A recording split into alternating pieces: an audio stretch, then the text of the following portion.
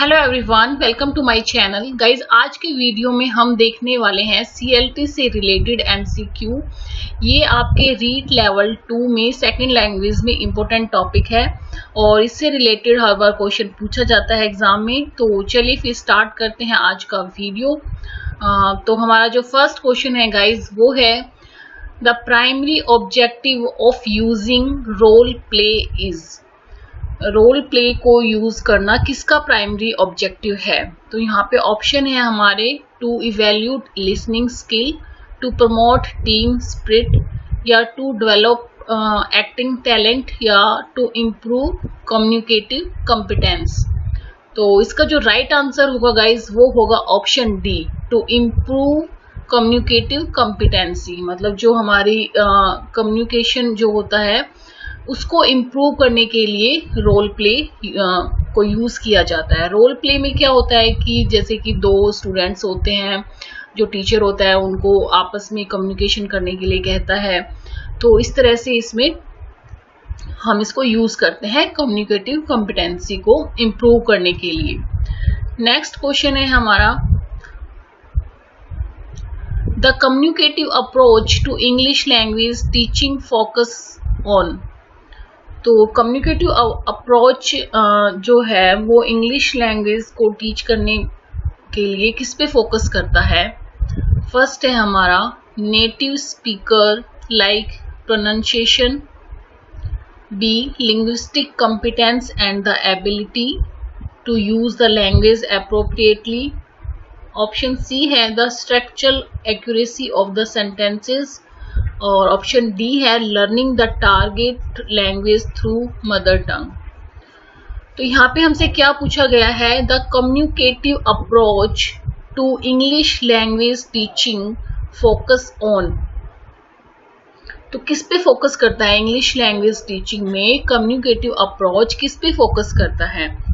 तो बच्चों को नेटिव स्पीकर बनाने के लिए तो नहीं करता है उनको जो है, और ऑप्शन बी है linguistic competence and the ability to use the language appropriately. तो इसका जो राइट आंसर होगा गाइज वो होगा ऑप्शन बी, जो लिंग्विस्टिक कॉम्पिटेंसी के लिए और ability to use the language, मतलब जो लैंग्वेज है उसको अच्छे से यूज करने के लिए जो कम्युनिकेटिव अप्रोच है उसको हम इंग्लिश लैंग्वेज टीचिंग में फोकस करते हैं। नेक्स्ट क्वेश्चन है हमारा the major objective of teaching English at primary level is. जो हमारा मेजर मतलब मेन उद्देश्य है टीचिंग इंग्लिश का प्राइमरी लेवल पर, मतलब जो प्राइमरी लेवल होता है, मतलब कि छोटे बच्चों के लेवल पर इंग्लिश यूज करने का हमारा मेजर ऑब्जेक्ट क्या होता है? तो ऑप्शन है to enable students to speak English in British accent. तो ये तो नहीं होगा कि बच्चों को ब्रिटिश एक्सेंट में हमें इंग्लिश बोलना सिखाना चाहिए, ये है हमारा इसका जो ऑब्जेक्टिव है, तो ये नहीं होगा। Option B to help students score good marks, तो ये भी नहीं होगा। ऑप्शन सी है to provide them the knowledge of grammar, सिर्फ ग्रामर की नॉलेज प्रोवाइड कराना भी नहीं होगा इसका मेन ऑब्जेक्टिव। ऑप्शन डी है to enable them to use English in different situation of life. जो इंग्लिश है उसको अपनी जो उनकी रियल सिचुएशंस होती हैं उनमें यूज करना, डिफरेंट तरीके से जो परिस्थितियां होती हैं लाइफ की उनमें इंग्लिश को यूज करना सिखाना ही जो major objective of teaching English का होता है। तो इसका राइट आंसर होगा ऑप्शन डी।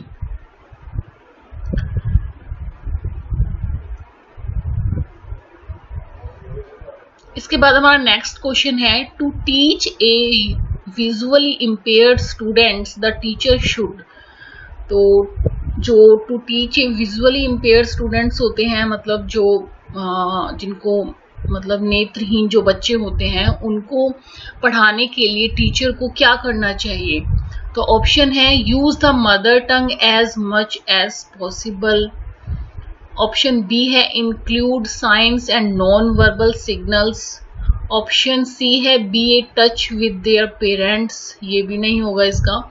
ऑप्शन डी है use cue cards to signal the teaching content. तो इसका राइट आंसर होगा गाइज ऑप्शन डी। जो विजुअल इम्पेयर्ड स्टूडेंट्स होते हैं उनके लिए टीचर को क्यू कार्ड्स जो होते हैं वो यूज करने चाहिए। तो right answer is option D.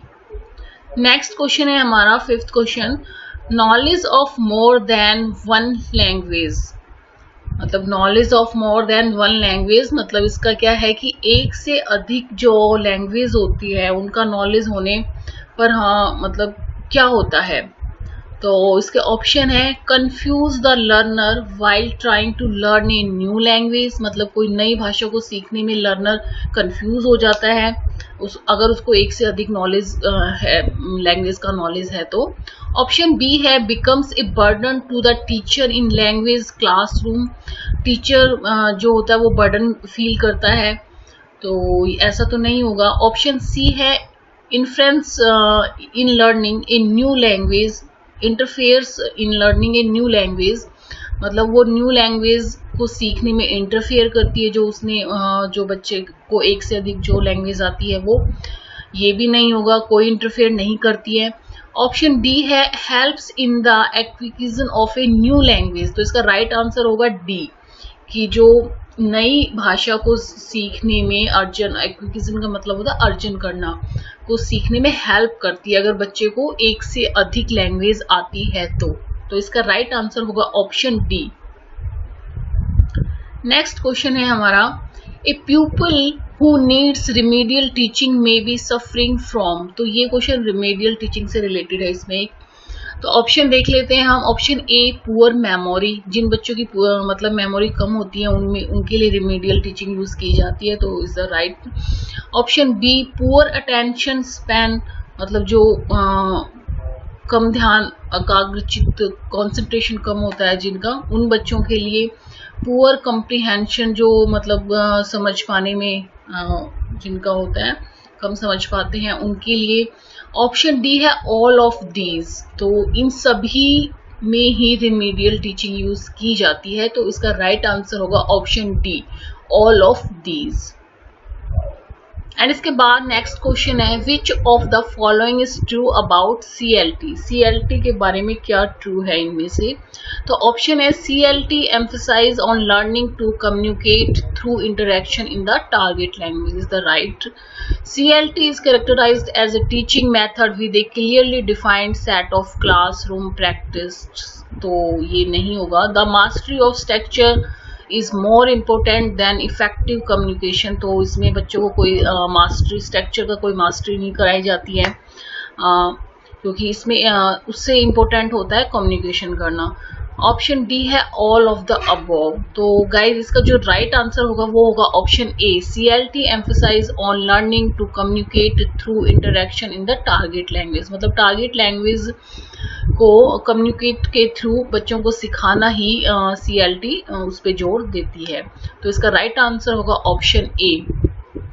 8th question है हमारा, कम्युनिकेटिव कॉम्पिटेंसी इज। ऑप्शन है the mix of knowledge and ability to use the language.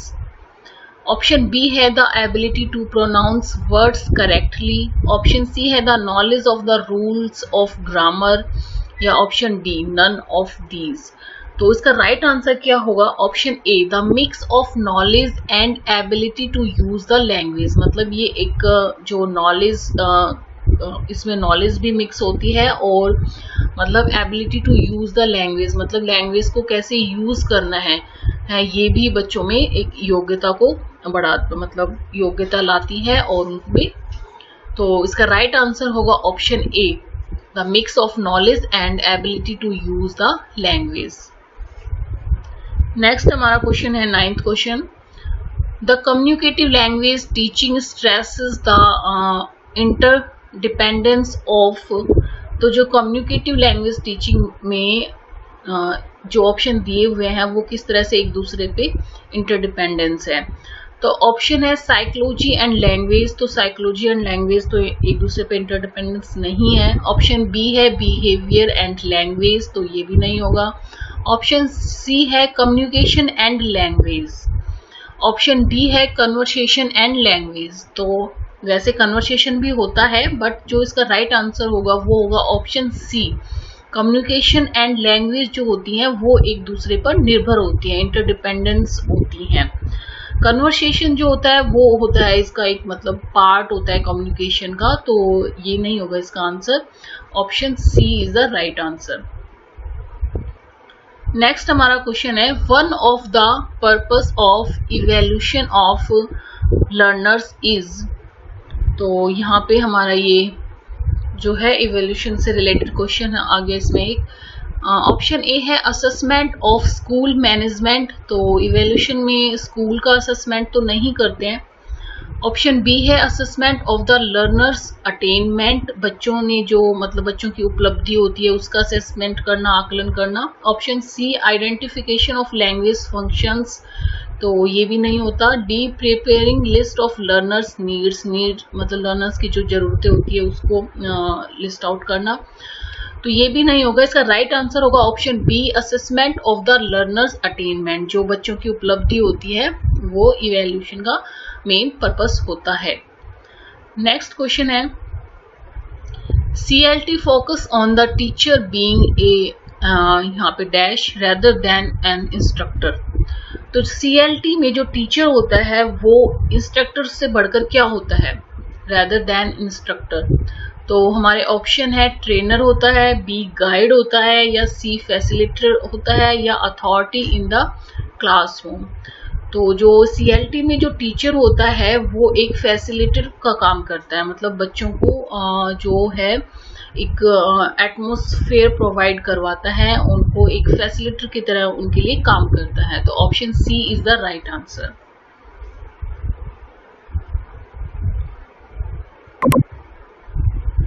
Next question है, dash is an oral classroom activity usually done in pairs whose main goal is to develop students' communicative abilities in a certain situation। तो यहाँ पर क्या पूछा गया है कि oral classroom activities usually done in pairs, मतलब जो क्लासरूम में जो एक्टिविटीज होती हैं उनको पेयर के रूप में करना। whose main goal is to develop students' communicative abilities in a certain situation। तो वो उसका मेन गोल बच्चों में जो डेवलप करता है कम्युनिकेटिव एबिलिटी, तो वो क्या है जो बच्चों में इस तरह की जो एक्टिविटी की जाती है पेयर में, जिससे कि बच्चों में कम्युनिकेशन स्किल आती है, तो वो सिचुएशन क्या है वो पूछी गई है इसमें। तो हमारा जो ऑप्शंस यहाँ पर दिए हुए हैं, ऑप्शन ए है information gap, option B interview, option C role play, या ऑप्शन डी पोएट्री रेसिटेशन। तो राइट आंसर होगा इसका सी रोल प्ले। जो रोल प्ले होते हैं उनमें बच्चे पेयर्स में काम करते हैं, मतलब दो बच्चे होते हैं वो आपस में रोल प्ले करते हैं, आपस में कम्युनिकेशन करते हैं रोल प्ले में। तो राइट आंसर होगा इसका सी। नेक्स्ट क्वेश्चन है, dash is A collaborative activity whose purpose is to encourage communication in the TL in a large group। तो इसका जो यहाँ पे पूछी गई है कोलैबोरेटिव एक्टिविटी, मतलब कि कोलैबोरेटिव मतलब जो होती है एक दूसरे से कोलैब करके, मतलब कि सहयोग करके, जैसे दो जने होते हैं वो कोई एक्टिविटी करते हैं, मिलके करते हैं, कोलैब करके करते हैं। तो वो किस तरह की कम्युनिकेशन को इनकरेज करती है, इस तरह की जो एक्टिविटी होती है कोलैबोरेटिव एक्टिविटी। तो ये हमारा जो राइट आंसर होगा इसका ऑप्शन ए ग्रुप वर्क, क्योंकि जो रोल प्ले होता है उसमें तो सिर्फ दो ही होते हैं, इंटरव्यू होता है तो उसमें भी नहीं होगा इस तरह से, इंफॉर्मेशन गैप भी। तो इसका राइट आंसर होगा एक ग्रुप वर्क। ग्रुप वर्क में एक जो सहयोग होता है, मतलब जो मिलके करते हैं, कोलैबोरेटिव एक्टिविटी जो कहलाती है वो होती है ग्रुप वर्क। तो ये भी कम्युनिकेशन को एनकरेज करती है, इस तरह की जो एक्टिविटी होती है वो इन ए लार्ज ग्रुप, मतलब बड़े ग्रुप में। नेक्स्ट क्वेश्चन है हमारा, dash is a strategy of teaching in which students are made to learn material and prepare lesson to teach it to the other students. तो यहाँ पे पूछा गया है कि कौन सी स्ट्रेटजी है टीचिंग इन विच स्टूडेंट, जिसमें students are made to learn, कि पहले वो मटेरियल को लर्न करते हैं, प्रिपेयर करते हैं लेसन्स, और उसके बाद अदर स्टूडेंट्स को वो टीच करते हैं. तो यहाँ पे ऑप्शन है हमारे option A learning by teaching, option B learning by memorization, तो मेमोराइजेशन तो नहीं होगा, option C self learning, option D role play. तो इसका राइट आंसर होगा ए लर्निंग बाय टीचिंग, मतलब पहले वो लर्निंग करते हैं और उसके बाद वो दूसरे स्टूडेंट्स को टीच करते हैं. तो ये जो स्ट्रेटेजी है वो है learning by teaching. 15th question है हमारा इन CLT dash is the basic premises. जो है मतलब CLT का बेसिक प्रेमिसेस मतलब होता है, प्रेमिसेस मतलब कि जो उसका उद्देश्य होता है क्या होता है. तो ऑप्शन है यहाँ पर कॉन्टेक्सचुअलाइजेशन, या बी मेमोराइजेशन, या सी ट्रांसलेशन, या डी नन ऑफ दीज. तो मेमोराइजेशन तो नहीं होता इसमें, मतलब मेन पूछा है यहाँ पे बेसिक पूछा है. ट्रांसलेशन करते हैं, जैसे कोई टीचर है वो पहले ट्रांसलेशन कर देता है बच्चों को कम्युनिकेशन करने के लिए, तो उसमें फिर टारगेट लैंग्वेज में कम्युनिकेशन करते हैं. बट बेसिक जो प्रेमिसेस होता है वो होता है कॉन्टेक्सचुअलाइजेशन, मतलब कि इसका हिंदी मीनिंग होता है मतलब कि संदर्भ किसी टॉपिक पे जो होता है उसको कॉन्टेक्सचुअलाइजेशन करते हैं, मतलब संदर्भीकरण करते हैं. आप इस वर्ड को याद रख लीजिए. In CLT contextualization is the basic premises. Next question है हमारा 16th क्वेश्चन है according to the CLT in order for learning to take place emphasis must be put on. कि CLT के according in order for learning to take place emphasis must be put on, मतलब जो इसके CLT की जगह learning to मतलब learning में ये किस पे जोर देता है. तो ऑप्शन पढ़ लेते हैं हम यहाँ पे. Activities that involve real communication, तो ये भी बात सही है कि इसमें जो रियल कम्युनिकेशन एक्टिविटीज होती हैं वो इन्वॉल्व की जाती है. Activities in which language is used to carry out meaningful task, जो एक्टिविटीज की जाती है उनमें जो लैंग्वेज यूज की जाती है वो मतलब मीनिंगफुल टास्क होते हैं इसमें जो बच्चे करते हैं. ऑप्शन सी है language that is meaningful and authentic to the learner, जो लैंग्वेज होती है वो मीनिंगफुल होनी चाहिए, ऑथेंटिक होनी चाहिए. ऑप्शन डी है ऑल ऑफ द अबव, तो इसका राइट आंसर होगा option D all of the above. ये CLT में ये तीनों ही चीजें शामिल की जाती है, इन तीनों ही चीजों पे जो एम्फेसाइज करता है CLT. तो राइट आंसर होगा ऑप्शन डी.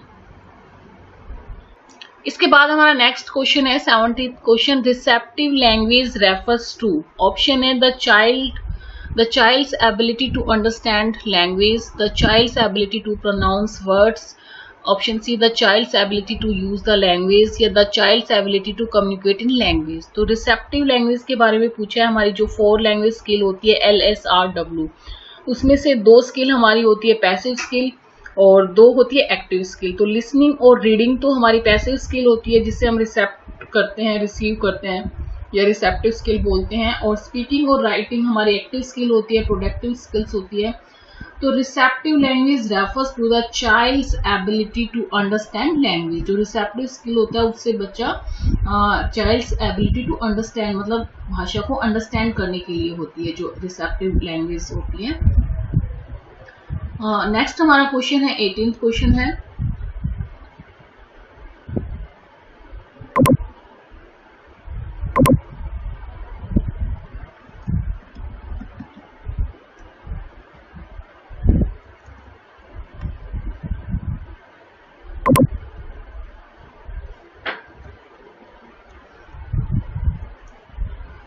नेक्स्ट क्वेश्चन है which of the following statement is true.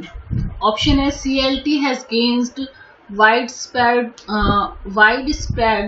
acceptance in the world of language study.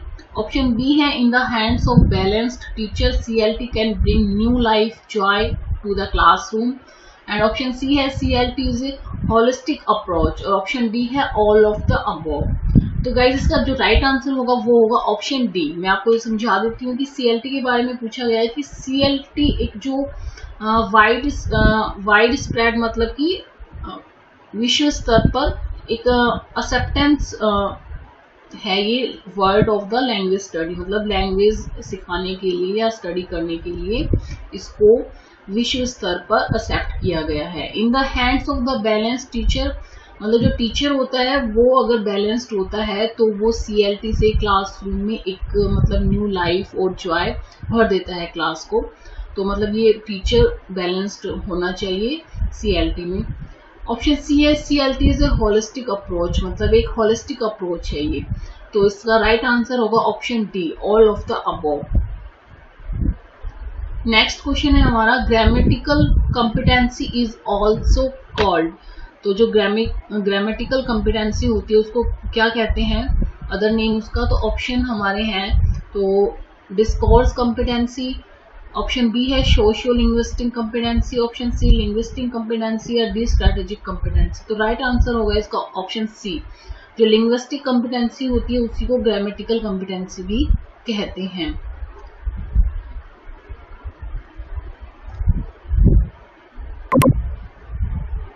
Next question है हमारा CLT has been seen as a response to. तो जो CLT है वो मतलब कौन, जैसे अलग अलग टाइम में अलग अलग मेथड आए थे, तो किस मेथड के लिए जो सीएलटी है किसके अगेंस्ट बोल लो आपके आई थी? तो फर्स्ट है डायरेक्ट मेथड, बी है ग्रामर कम ट्रांसलेशन मेथड, या सी ऑडियो लिंगुअल मेथड, या नन ऑफ दीज। तो राइट आंसर होगा इसका option C, audio lingual method. जो ऑडियो लिंगुअल मेथड था इसमें जो बच्चों को सिर्फ सुनने और बोलने पर इसमें जोर दिया जाता था। तो इस मेथड के अगेंस्ट ये मेथड जो अप्रोच आई थी सीएलटी। नेक्स्ट हमारा क्वेश्चन है dash refers to the understanding of the social context in which communication takes place. तो जो सोशल कंटेक्स्ट होते हैं उनमें कम्युनिकेशन करने के लिए, अंडरस्टैंड करने के लिए कौन सी कॉम्पिटेंसी होती है? तो ऑप्शन है सोशियो लिंग्विस्टिक कॉम्पिटेंसी। तो जो इसका राइट आंसर होगा वो मैं बता देती हूँ कि ऑप्शन से पता चल रहा है कि सोशल कंटेक्स्ट को समझने के लिए सोशियो लिंग्विस्टिक कॉम्पिटेंसी होती है। तो इसका राइट आंसर होगा ऑप्शन ए। नेक्स्ट हमारा क्वेश्चन है which of the following is true about CLT. CLT के बारे में क्या ट्रू है? तो ऑप्शन है trial and error is considered part of the learning process. तो ये बिल्कुल सही बात है क्योंकि इसमें ट्रायल और एरर को कंसिडर किया जाता है कि बच्चे गलतियां करते हैं, फिर सीखते हैं, ट्रायल करते हैं, एरर करते हैं। ऑप्शन बी है evaluation concerns not only the learners accuracy but also their fluency, मतलब सिर्फ एक्यूरेसी पे ध्यान नहीं दिया जाता, इसमें फ्लुएंसी पर भी ध्यान दिया जाता है। ऑप्शन सी है it Lay's stress on the development of the 4 macro skill namely listening, ये जो हमारी LSR W4 स्किल है इनको डेवलप करने पे ध्यान दिया जाता है। तो ये भी सही आंसर है। तो यहाँ पर तीनों ही ऑप्शन राइट है, तो इसका राइट आंसर क्या हो जाएगा? D, all of the above. Next हमारा क्वेश्चन है which one of the following is emphasized through CLT. तो सीएलटी के थ्रू हम किस पे जोर देते हैं? ऑप्शन ए है functioning of mind of people. तो ये भी राइट है कि जो फंक्शन जो होता है स्टूडेंट्स उन पे कार्यात्मक व्यवहार पे ध्यान दिया जाता है इसमें। ऑप्शन बी है social aspects of the language. तो लैंग्वेज के सोशल एस्पेक्ट पे ध्यान दिया जाता है। ऑप्शन सी है learning of language by use, मतलब लैंग्वेज को इसलिए सीखा जाता है यूज करने के लिए। तो राइट आंसर होगा इसका D, all of these.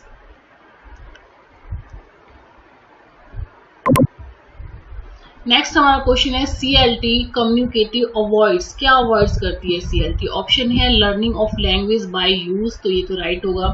Option B है learning of language by functioning of mind, तो ये भी सही है कि ये फंक्शन पर जोर देती है। मतलब कार्यात्मक जो व्यवहार होता है उस पे व्यवहारिक चीजों पर जोर देती है। ऑप्शन सी है learning of language by habit formation. तो हैबिट फॉर्मेशन पे के लिए इसमें लर्निंग नहीं की जाती है, तो इसका राइट आंसर होगा ऑप्शन सी। नेक्स्ट क्वेश्चन है हमारा last question, communicative English language teaching is a. तो कम्युनिकेटिव इंग्लिश लैंग्वेज टीचिंग क्या है ये, CLT क्या है? ऑप्शन ए है स्किल है, no. Option B approach, option C method, method भी नहीं है। डी टेक्निक, तो टेक्निक भी नहीं है। तो इसका राइट आंसर होगा बी, ये एक अप्रोच है। तो गाइस ये था आज का वीडियो। आई होप आपको ये वीडियो अच्छा लगा होगा। मैंने यहाँ पर जो लास्ट ईयर जितने भी क्वेश्चंस रिपीट होते हैं उनको ध्यान में रखते हुए ही ये बनाया है।